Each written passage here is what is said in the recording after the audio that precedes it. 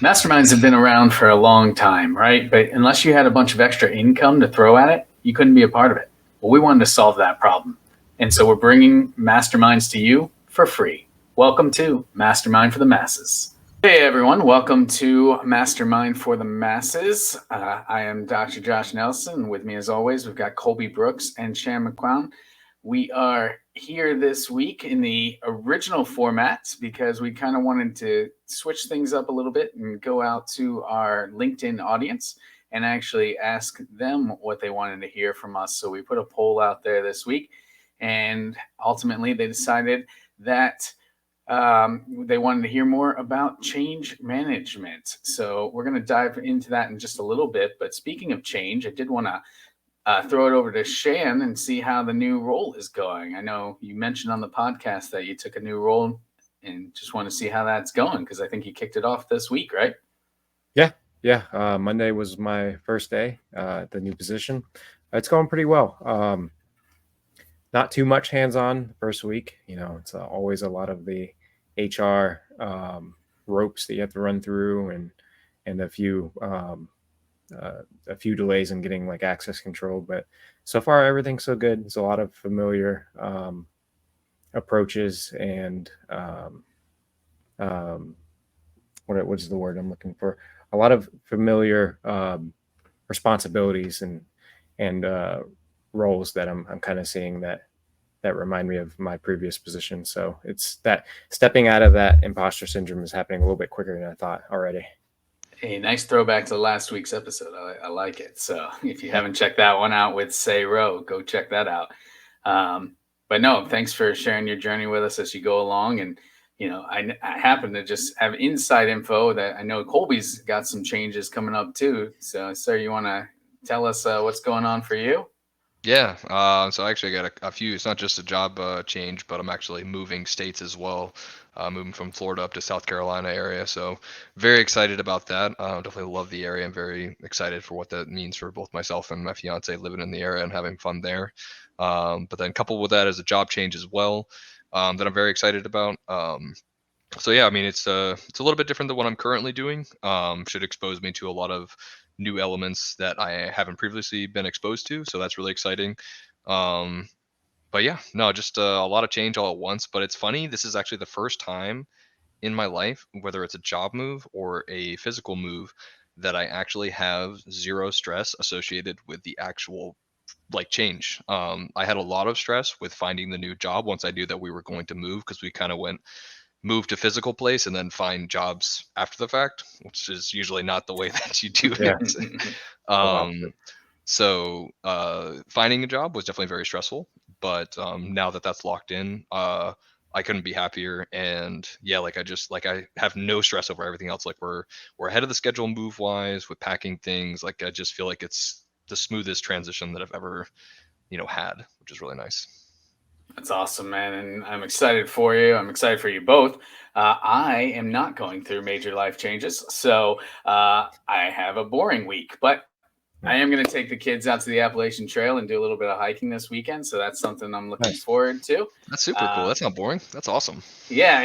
It's just no major change, right? It's for a Yeah. couple of days, but it's really cool because I guess one change is I will finally be able to check off the entire state of Georgia for the Appalachian Trail Oh, this that's trip. right.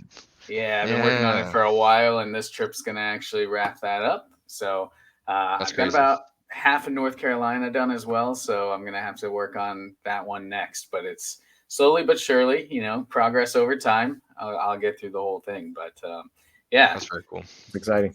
Yeah, when'd you yeah. start doing that? Oh man, I think the first time I ever actually went out there was with my dad when I graduated high school. So, Wow. Like yeah, I 50 don't. years. Yeah, it was weird because you had to worry about like the dinosaurs and stuff then. But Yeah.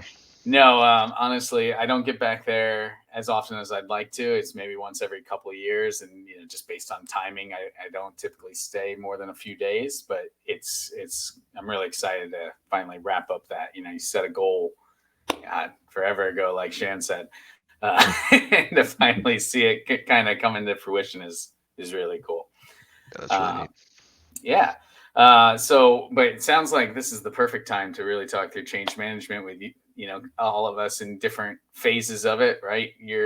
Colby, you're kind of in that pre-change mode. Shan, you're at the start, post-change here. And, I'm just status quo. So all of those are elements in that change cycle. But I know we wanted to try something a little bit different tonight and kick it off with a real-time Reddit. And what that basically means is Colby found a Reddit post that he wanted to bring up that relates to this topic. We're going to give you kind of our initial impressions and have our normal conversation around Mastermind, and then just kind of see if our opinions change towards the end or if we have any other advice or input to put into it. So Colby, with that, man, let's have Absolutely. it. I haven't heard this, so I'm excited too. Yeah, let's get into it. Yeah, just before I start, I will say that if anyone has any feedback on this segment or anything they'd like to hear within this segment, please let us know in the comments below. We'd love to get your input on that. But yeah, so our first time answering a real-time Reddit post. So this one is, relates to change management, our subject for the podcast today, and it says, "Coworkers complaining about change. Are they being unreasonable, or am I?" And essentially it is, this person is very comfortable with change. It seems like from their posts, they don't really find it a big deal. It's like, it's not the greatest thing to have to change up what I'm doing at work, but if the boss needs me to do it, I will, right? Which seems like a pretty healthy mindset with how change works. But their coworkers around them hate it, right? They are always complaining about it. They just would rather stick to what they're doing, stay within the rhythm of what they're used to, and just keep plugging along. And I think this person is obviously recognizing the difference between themselves and their coworkers, and is kind of wondering, are they being the unreasonable one, or are their coworkers? And, Shan, I'm just kind of curious. We'll start off with you. Like, what do you think in this situation? Obviously, we're missing some context as to Right. what the change is, but, what are your initial thoughts? No, I think the argument goes both ways. Like um, I can see the side of things where they're not really excited about dealing with the change. I can see that like being really argumentative whenever the company or the department is changing things often, to the point where like you feel like there's no consistency. And then the opposite, I feel like change is always good whenever it kind of helps nail in that consistency and make things more efficient, and kind of just like route towards a more well-rounded work atmosphere. So like that, it is there's pieces missing, so it's hard to be analysis right off of that. But like my initial thoughts are like there's got to be a healthy balance for sure, and feeling out each team member. Like if there's someone who's been working in the same place for 25 years, not much has changed, and they're suddenly dealing with like a new director who maybe is 20 years younger than them, and implementing like all kinds of modern day changes like with AI, or things that they're just not familiar with, and they just feel like they're getting suffocated with it. I think that's an approach that has to be taken really like lightly, and or at least like carefully with high consideration, because that kind of person like they're it's hard to be proficient with what they've been doing for 25 years, and the last 5 years of it before they retire is suddenly going to be thrown in the air, and a challenge that they weren't really foreseeing. But at the same time, like when you have the opposite, right, someone who's just fresh out of the gate, that's kind of misleading, or not really misleading, but more discouraging at the same time. Like, oh, I'm walking into an atmosphere where no one wants to know like anything new. No one wants to like take any of my experience and apply it to how we do things. And it's just like everything's red tape. So it's definitely something I think you need some kind of heavy like balance for, or to establish. Hmm. Yeah, How about you, and, Josh? yeah, I'll add on, but right, I do think there's also a lot to be said for meeting someone where they are. So in that environment, right, obviously they're a person that embraces change and is fine with it and enjoys it, possibly even. That's their mindset. But to Shan's point, not everyone's mindset is going to align with that.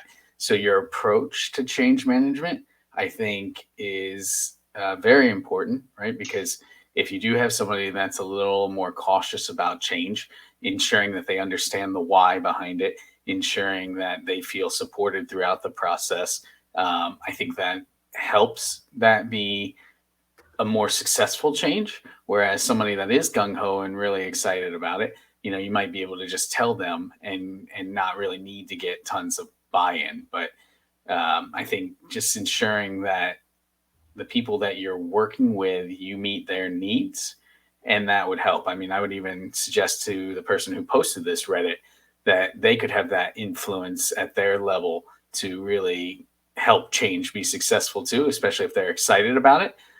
Find out the challenges that their coworkers are dealing with, and possibly help them understand the benefits, or maybe it opens their eyes to why those changes aren't super important. And at the end of it, it it answers their question, right? Of who is unreasonable. And I would think most likely neither parties are.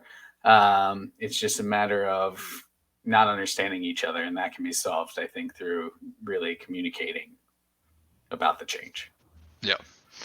I got a hot take, and I actually think they're both being unreasonable, and I'll give you the reason why. So I think if you're in the situation where any change is okay for you, to me, it's you don't actually care about your work environment and the work itself. And obviously, this is like I don't know that necessarily from this post. It could just be that they're just a more nonchalant person, right? So maybe they do care, but I'm just saying that in general, if you never feel or if you don't really care about any changes being made, well, it's because you don't care about the job that you're doing and the work that you're doing, and you don't feel invested at the company you're in. And I think that's like, a red flag. Maybe it's not necessarily your fault. I mean, it could just be a bad environment, but I generally think that that's not a good thing to be feeling, right? Like nothing matters essentially. It's almost like nihilism in the workplace. Because like to me, you would want to be in a situation where you do feel positive or more negative about a change either way, and you should be able to vocalize one way or another the reasons as to why you feel that way, and you should be able to have a line of communication with the people making those changes to provide your feedback, positive or negative. Similarly, like having an open conversation with your coworkers as to why the positives as to the change and the negatives to it, etc. And I think even on the flip side, right, if you're adverse to any piece of change that's occurring in the workplace, well, then it's probably because you're too rigid, in my opinion. Like, I think like change is inevitable. It's going to happen one way or another, either through what's the term where it sort of just happens over time, like decay almost. I'm trying to think of the word. But yeah, essentially like things just naturally decay. Over time. Like even if you don't do anything to it, it'll just naturally decay, right? And so you have to have something that will change that, or at least modify it or upkeep it, right? And so since it's inevitable, you have to be able to move along with the times. And also, like, change is never inherently bad or good. It depends on the outcome that it achieves, right? So if it makes things more efficient and allows you to do your job faster, more efficiently, etc., then that's good, right? There's nothing bad about that unless there's some other effect that I'm not aware about, right? But that would be positive. And if it bogs you down, if it gives you more clerical work that doesn't achieve a good end goal, then that would be considered a bad change, right? So it's just about the outcomes that it's achieving and the opportunity costs associated with the change overall, and that's how it should be judged, right? And any conversation around that change should include those variables. But I will say that where I do understand the people that are really adverse to change is because I feel like it's because they've had so many negative experiences around it within an organization or organizations that they've been a part of. And that's where I'm kind of curious to get your guys' opinion as to like what would make a change negative to an employee, both in terms of maybe not just how it impacts them, but at least from my perspective, I think of like if a manager or management makes a set of changes, but it feels very disconnected to what's occurring at their level, it does two really important things. One, it illustrates their ignorance of the actual problem or like situation that is occurring that they're trying to fix. And two, it suggests that they didn't actually care to get the feedback from the people involved with it to understand the problem. And I think both of those things are really detrimental to your relationship with your employee and also the trust between your employee and management. That's at least my like thoughts on it. I think that's kind of what fuels that animosity is just like it really breaks that trust barrier. Yeah, I think you definitely nailed on, that collaborative process through change, because that collaboration is, I feel, what would drive me to be vested in the change, to your point of not caring or caring too much, but having that adequate amount of understanding, being able to clarify my questions or concerns, and hopefully have those at least noted, if not necessarily addressed. But because there is a certain level of acceptable risk that comes with change, I think, from time to time. But to kind of answer your question is how I view change as positive or negative. Um, I think I tend to be a little bit more optimistic and lean towards the side of that change is going to be inevitable, and you're never perfect. So obviously you can continuously try to improve. That being said, I think a lot of it does have to do with those outcomes that you were talking about. So are the outcomes creating a better environment that for me to be in? And that doesn't necessarily mean that it's better for me, right? When I think about it from an organizational perspective, there are times where sometimes the change that we want to put into place is better for the whole of the parts, right? Or the sum of the parts, right? Rather than necessarily all of the individual parts. So there might be time where responsibilities get shifted or something like that. And holistically, if you can take that really big picture, you know, top down view, then you might see where it's actually a benefit. And I think that gets you thinking, again, back to that collaborative point. When I'm dealing with change, who am I working with? What is our shared objective? And how do we get there in the best way? And that might mean sometimes making a change that doesn't necessarily benefit me, could possibly even add to my workload or create frustration in my role. But long term, hopefully it's all for the better. That's how I would determine whether it's good or bad. If things wind up being worse with the outcome, obviously I'm gonna chalk that up as not a positive change. But it's also gonna have to be based on the scope when I'm looking at it. Is it just bad for me, or is it bad for everyone? What's that look like? But Shan, I'm very curious for your views on this too, because I just think about, obviously you're going through change right now. You got your businesses as well, and I'm sure change is a constant in your life, and some are probably not great, and some are probably great. So I'm just curious. Yeah, no, I mean, kind of just like wrapping up what you and Colby said, kind of about your views on change management. I think it would be safe to approach it from a skeptical standpoint, but still embrace it, and hold that like sense of skepticism for just in case it might move you further away from whatever you had set in mind. And for the way I view like what's a good and bad change, to Colby's question, I think that's why it's important to set goals, because it's really, really hard to tell if a change could be a good or bad change if it positively affects one group or one department, or even like just one subset of people, and then it negatively affects someone else. Like, it's very hard to measure it as good or bad. That's why I think it's super important to set goals. And I can give like a more realistic example. So in my new role, like one of the entire software department's goal is to improve their CI/CD process, so their continuous integration, continuous development process. And the way to do that is to document more, to record more, to comment more on code, add more notes to code.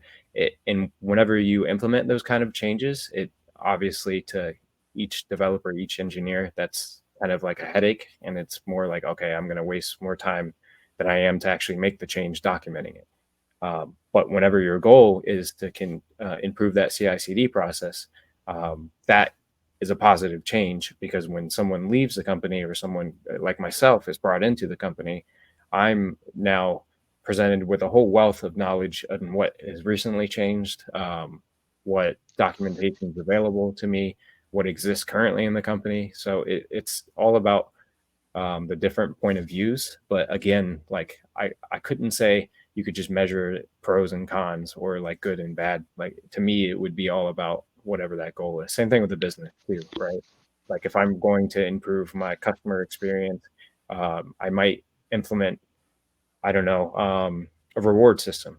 So here's a big or a big pro with that is like the customers obviously they get a chance to be more incentivized to make a purchase, but the con is now suddenly I'm having to pay $300 a month for this system. I'm having to keep up with the points and rewards. I'm going to have to run campaigns. Like there's a lot of portions of that change that might seem too negative to be worth it at the time. But if my goal is to increase customer experience, then that to me is a good change as long as it's not harming the value of the business and it's not the cost doesn't outweigh the benefits of making a positive change. Then that's kind of how my view is for what's a good and bad change.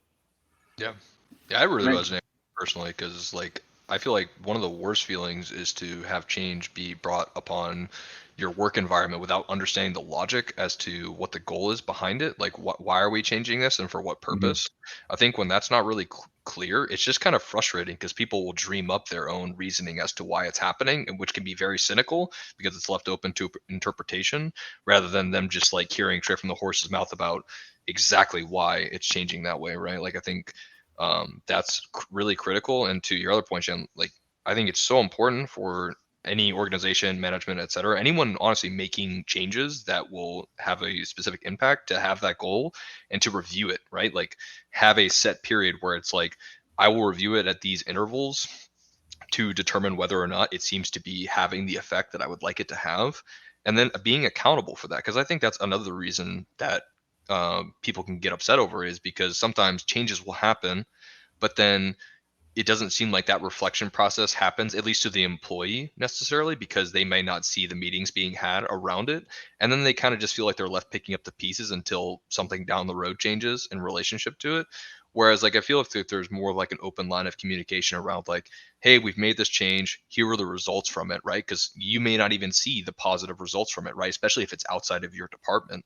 Like, I think that sort of communication line of how it's going over time, even if it's bad, right? Like I feel like you should own up to it. Like if it's Yeah. not having your intended results, just being like, hey guys, we made this change for X and X reasons. This is why, and it's not having the effect that we'd like it to have, and we're currently exploring options to correct this, right? I feel like that's just so much more, it's just such a breath of fresh air to ever hear someone admit to mistakes, at least me personally, both like professionally and personally in my life. Like if someone can own up to their mistakes, I respect that person and that organization, that manager so much more because it feels so much more real, right? Like it's an actual person that you're speaking to and interacting with. So yeah, I don't know. This just really stood out to me. It makes Yeah. me, it makes me think about, what kind of practical tips, right, could we provide even, and I think we could do this from a couple different lenses, right? And I'm going to put you on the spot for a second, Colby, because, I'm thinking, obviously we've worked together in the past and I've probably pushed some change down here and there. And I've, probably was at fault some of those times and sometimes hopefully successful. But what I'm trying to get at here is, what is it, sometimes change is rapid. Sometimes those in an ideal world, yes, you have the time to explain why, you have all of that collaborative space, but sometimes it happens, right? And it has to happen quick. So if you have to implement a change, and I'm asking you kind of on the receiving side, what can, your manager or the company or whomever is kind of relaying that change do for you, beyond that communication piece, especially in a rapid change, to kind of make it a little more palatable, right? Because again, in an ideal world, yes, we'd sit down and be able to explain the why, kind of give everything, but the world's not always ideal. We know that. So, are there other tips or tricks that you feel have been successful whenever things have been implemented? And it doesn't have to be with me, Yeah. I'm just saying, like in general. Um, Yeah, that makes sense. Well, I mean, I would say like obviously like I think you made a lot of great changes that impacted us extremely positively, right? And I'm struggling to think of something where I was just like, oh my God, Josh, I can't believe Josh did that, right? Like I can't think of anything like that. So you're probably, in the clear, but I'm sure like everyone makes Oh, I mistakes. guarantee there was. I guarantee there were some mistakes. Shan's worked Uh, with me before too, much longer ago, and I guarantee he's Well, got some mistakes on and there. I'm sure. I think before, not to cut you off, Kobe, but I think the reason it's troubling, and it's kind of answers your question, or at least for like my side of things, is Josh is a trial person. Like he's a pilot person. He's not going to go and like just slap one huge policy change on you. He's going to like try out something and see if like how the team would react to it, and if it flops, it flops. I've definitely seen Josh come up with ideas that flopped, but we almost don't think about it because like it just got brushed off. Whereas it wasn't like you have to do this now. Like, sorry, it is what it is. And honestly, and that's a perfect example of something that is valuable to do, right? Because I think you're right, Shan. Josh did do a good job of that. Is like there's a lot of small things that'll get changed where it's like it's not significant enough for you to be upset or really happy about it either way, but it's at least used as as a sort of like as like a test case for like, hey, like this is, even though it was this small, here was the initial reaction to something like this, right? Positive or negative, pros and cons, all that sort of stuff. And then you can at least use that to judge whether or not you should launch some sort of larger scale like scope change that you would like to implement. And I think that's extremely helpful because it's you're allowing feedback to happen naturally in a fast-paced way that people don't even really have to spend a lot of time doing on, because you're just kind of utilizing their quick reactions, and like you can just make a quick decision on the fly. But I think as the scope of the change gets larger and larger, I think unfortunately the consequence, like, so I think if unless you don't care about employee sentiment, you have to get feedback and explain what's happening. And I think the explanation is the most critical part of this. Like, I don't mind changing things, but I want to know the reason as to why. I want to know why I'm doing what I'm doing and why that's changing. I want to understand what it's impacting, because it will motivate me to want to accomplish a goal, right? And if I disagree with the direction, then that would be my second thing. Is I think it's also really helpful. I don't think it's mandatory, but I think it is extremely helpful for employee sentiment to have a method for them, basically like a lifeline to reach out and express feedback in relation to it and concerns. And I think if you're a good company with good managers, I think that would be what you want, right? You'd want to hear the perspective of your workers, because you would hope that they're engaged and want to provide you with helpful feedback that you may not be considering. I think anyone at any level can understand that, at the higher and higher you go, you don't get to see all the nitty gritty details of everything happening below you. And you should be able to trust your employees to give you helpful feedback that you can use to, you know, um, what's it called? Enhance your decisions, right? Just to add to your decision making process. So I think those are three things are really critical. Is I think, like, like Shan said, if it's really small, I think it's okay to implement real quick and just kind of use a real quick test case to see if you should do something bigger. But the larger the scope gets, you need to explain it in good detail. Otherwise, I think like it's just almost resoundingly going to be negative, even if it's a really positive change. I think like it just kind of rubs people the wrong way. It's like, hey, you're impacting what I come in and do every day, but you don't even feel like you have the time to explain to me. Like, I think that's just a slap in the face. It's like, yeah, I get we're busy, but like it just makes me feel like I'm not a priority. So like if I'm not a priority, why am I making my investment in your company and you a priority, right? And Yeah. so like I think it goes both ways, and I think you should just really care about that personally. That's very solid. I appreciate that answer, and I'm gonna pull the Colby and throw an analogy out there, right? Because what you made me think of. So my wife and stepson are actually skiing this week, and as they were getting prepared to leave, they were talking about what they were going to wear, because we live in Florida, and we don't have tons of cold clothes and don't have too much exposure to ski temperatures and things. And I was like, well, just make sure you layer. And it kind of got me thinking, Chan, when you said it's kind of like we kind of did the small changes or POCs and, kind of proof of the concepts and making sure that it all worked and functioned. We could layer things on and off, right? Like if it's a good fit, then and it helps, then we could just continue to add to the layers. But if we put one on and now we're too hot or uncomfortable, we can pull that layer off, and we haven't undone all of our work, but we've kind of built upon it over time. So I just Yeah, felt that like makes sense. it wouldn't be an episode without an analogy. Yeah, that's a good analogy for It sure. honestly is a We'll great give you that one. analogy. Yeah. Yeah.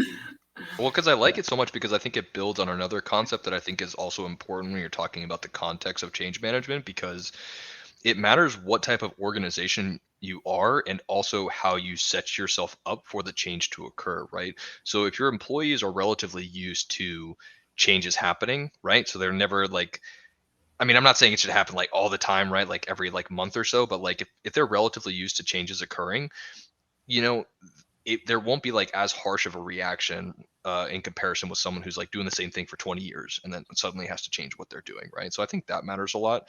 But then to your layers point, I think that matters a lot because to me, what that really illustrates is how easy it is, like you're talking about, to opt in and out of a decision.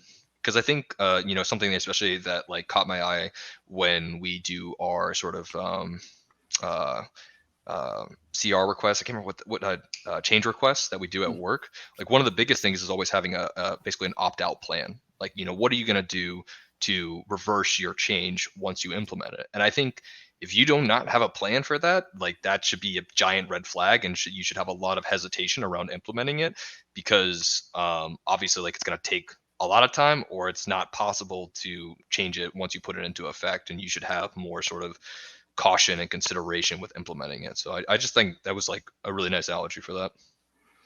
Yeah, one-way change can be a scary thing.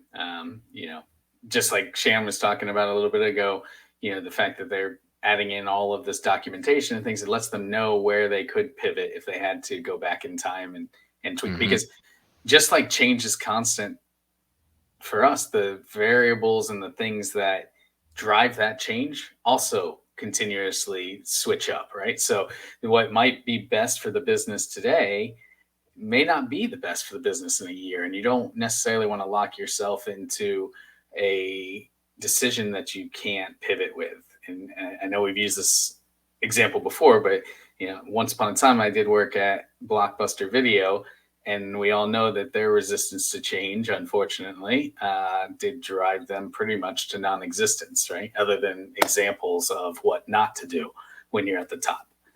Yep. So, what were you saying? Oh, No, I thought one of you were saying something. Sorry. Shan, I'm thinking too, with all of these different elements from the receiving side, how do you feel like what kind of practical tips can you do? Because there's an element sometimes of even in those like higher echelon levels, and I'm sure you're going to see it with your software engineering, of things that maybe you don't even necessarily agree with, being the person responsible for implementing that change. But now you have to also support that change or ensure that it's successful, even if you do maybe not always agree with every element. So, how do you ensure that when you're implementing those changes, that they're still well received and followed and implemented? I mean, you had a great point earlier about setting goals and tracking against those, but do you have other tips or tricks on how to ensure that change gets implemented and actually executed on, not just something we say and then everyone kind of ignores? Yeah, no, I think an opportunity to provide feedback, and definitely like I'm big on one-on-ones. So I think it's important to voice how you feel about the change, but it's also important at the same time that you're in an environment that puts you in a position to voice your opinion about a change.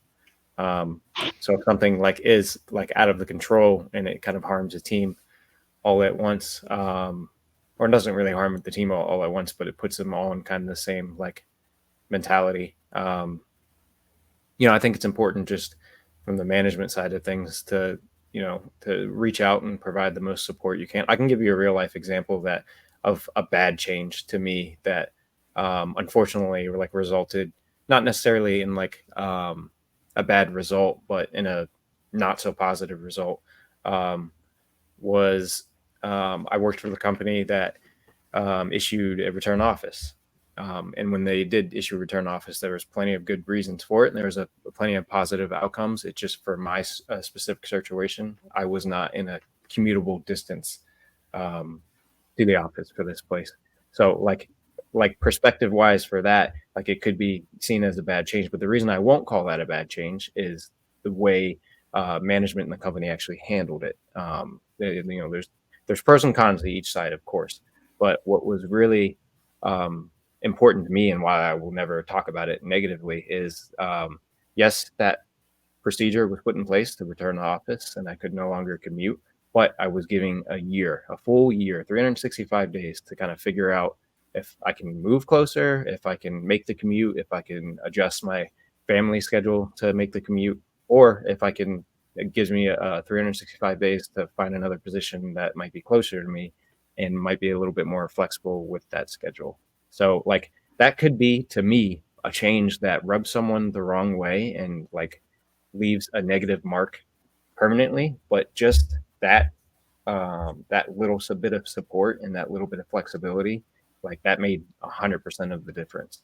And I think that can be applied to pretty much any kind of scenario where you're, like you said, change is being pushed from a level higher that really you can't fight against it as a manager, but you can do more to support it. I think like um, stepping out of that box and reaching out to your employees and seeing like where their comfortability is at and what you can do to help them. Anything that makes it more convenient, or at least like lets them know that like kind of it is what it is, but what can we do? Like let's come up with a game plan. That to Well, me, yeah, I like focus on the solution rather than the problem, right? Because the change is right. going to come. So, what can we do to mitigate any of the potential downstream Yeah, negative effects? Oh, that's and really cool. there's always going to be some like some subset of people or like areas that are going to be negatively affected by a change. I mean, not all the time. Sometimes, if it's based off of straight feedback, it can be 100% a positive change. But a lot of the cases, there are um, some groups that are going to be negatively affected. That happened to be one of them. But again, like you can't not make a change and not implement something just because one person's suffering. But what you can do is step out and show your support to that individual or those individuals and kind of just make it more of a positive experience, a positive negative change, if that makes any sense at all.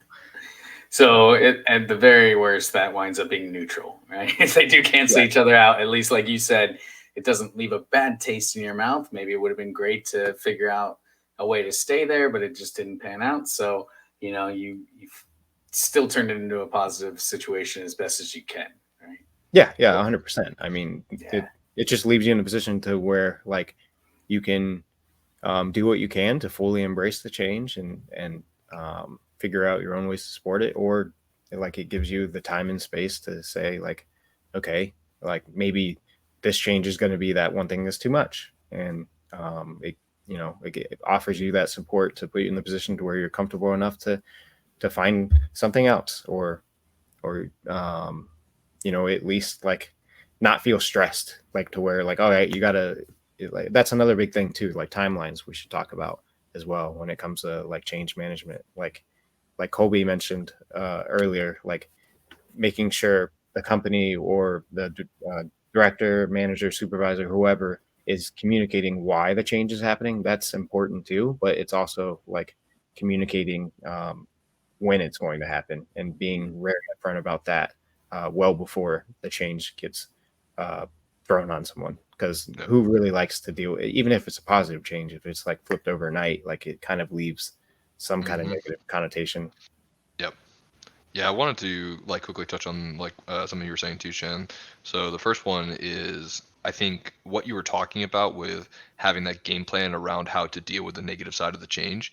To me, that just highlights the awareness that is required from the whoever is making the change of the variables that you're impacting. Like really understanding the total like problem that you're trying to solve and understanding like who gets the short end of the stick, right? Because a lot of the time that happens and trying to actually figure out if there's a way to mitigate or remediate completely that issue, right? And I think like to me it's going to take extra time, right? Because a lot of times you can implement change and just say, oh well, shit out of luck, sorry man, like you're Yeah. just screwed, right? But you could take the extra time and, do that extra mile of work to try and see if there is a solution, right? And if there isn't, maybe a way to fully remediate it, there could be, you know, some different methods that you could do to maybe ease the transitionary period to this thing, like offer alternatives, right? There's a ton of other things that you can sort of offer as a consolation prize almost for the change or for being on the shorter end of the stick within a given situation. And I think, at least from my perspective, that would just show a lot to me as a from like an employee perspective, because I would just think like, they didn't have to do this. They didn't have to, like, theoretically, like they could have just, stopped right there, gave me the short end of the stick, and then just, just is what it is, right? They could have done that Yeah. easily. And so taking that extra time, I think, is just, it shows a lot, right? It shows a lot of respect for that person, and I think, respect breeds respect, right? And as an employer, as a manager, you'd always want to show that you respect your workers, that you care about them, right? And most of the time, that's going to get returned. So I think that just goes extra mile. And I think too, what was the other one? It was relationship to your comment on the timelines. It's preparation. Like giving people time to prepare for the change, I think, is like the big key that I took away from, like, you mentioning the timeline piece. Because, like you're saying, no one wants to just walk into work next day and be blindsided. But maybe if they can mentally prepare and maybe train up on the things that they need to change in their workflow to be ready for that, so that they can execute at the same level or at a higher level once the change happens, it could help to ease that little transitionary roughness that could happen. Yeah, Yeah. yeah, and really, like, as all of that's happening, is if companies following that in suit and making it a positive experience. The only thing you're really doing too, on top of that, is you're embracing those employees to um, reflect positively their change. Because if you're doing all those things, and even like um, going that extra mile for the person who's inevitably going to get the short end of the stick, like, you're really just making change a positive experience, which, again, we talked about, like, the people who generally don't like change are usually scarred or kind of damaged from an experience that wasn't positive. So, like, that Mhm. kind of has a compounding effect just to um, make that a positive experience. Yeah. And I think what we've learned tonight, really, right, is there's a lot of strategies around change management, but there's not necessarily a one size fit all, follow step 1, 2, 3, and it's going to be successful. But collaboration and support definitely seem to be a theme. And I guess just recognizing that you have a shared objective within a workplace, within an environment when those changes are occurring, and how can you best achieve what that shared objective is? And if there is negative outcomes of that, having those discussions, trying to explain the why, trying to provide as much support and understanding as you can, because again, we're all working with humans, right? We should be empathizing with those challenges, but ultimately, when changes do have to occur, that's going to set you up for the best success, as well as making sure you have targets and measures, and you're able to see that the change you implemented had its desired effect. Because sometimes you can make a change and have kind of the opposite effect happen. And that's when you want to peel those layers back and maybe try to come up with a different approach. But based Right. on the conversation tonight, I think we should revisit the Reddit that kind of got us going down this route, thanks in large part to our LinkedIn community. But you know, Yeah. I think the biggest takeaway for me is, Colby, I really resonated with something that you said, which was, if you're 100% in favor of change or 100% not in favor of change, then there's a good likelihood that you're not vested, because you're not taking the time to evaluate those changes. And so I think you were right earlier, I think it is possible that both those parties are being unreasonable. But I still also hold on to a little bit of what I said, where it's also possible, I think, that both those parties may be being reasonable, depending on the change. And, Mhm. that's the fun part of Reddit. We get a couple of sentences and we get to make our judgment call on that. But it definitely did, kind of flip my mindset a little bit on that if this guy is 100% change oriented, that maybe he's not as vested as he should be, because not everything is going to be bad where you're at, and not Yep. everything needs change. For sure. Right. So Yeah, no, I mean, that's same for me, honestly. Like, I definitely like my stance really hasn't changed. Personally, like you're saying, Josh, I'm actually pretty much in line with what you. I think, 100% on either side is pretty unreasonable in my opinion, and either side of this can be reasonable depending on what the change is and what its scope is and all those sorts of things, right? All the context that is involved. So yeah, no, I'm pretty much in line with you. What about you, Shan? After all of our conversation, I'd give it a summary of basically approach it with a little bit of a little bit of a skeptical approach to change, but embrace it. Hold that sense of like, okay, like things could get worse, so let me make sure I'm paying a lot of attention to this change and providing feedback and being like openly communicative about it, but let me at the same time try it out, like not be discouraged, not come in with a biased mindset and just kind of make it a bad experience just because I'm afraid of change. Yeah, absolutely. yeah. No, I think you guys crushed it tonight. I mean, I think we were able to cover both two realms, right? We got to kind of check in on the real time Reddit that we did there, but it all tied in with our LinkedIn audience. And I just want to thank our audience for continuing to support us, continuing to give us ideas. Very excited. We've got probably the next 5 weeks of guests lined up. So we've got some great folks that'll be coming on here to talk with us. And they're bringing the topic. You may not be aware of this, but when we do these Mastermind for the Masses and have guests on, they pick the topic they want to talk about and they bring it to us in real time. So similar to how Colby just kind of brought the Reddit to us today, we don't necessarily know what it's going to be. So this is really, you get authentic responses and you get to see our true viewpoints around this based on our life experiences and our expertise. So just like any mastermind, that's where the real strength and value and power comes from. So we don't have these scripted intentionally because we do want to make sure that you get the real authentic truth. And so if you have found value with this, we'd love and encourage you to share this with folks, share it with your friends, and subscribe, like, share, because that's how we're going to continue to grow and continue to add value for everyone else. So until next time, this is all of us saying thank you, and we'll see you next week on Mastermind for the Masses.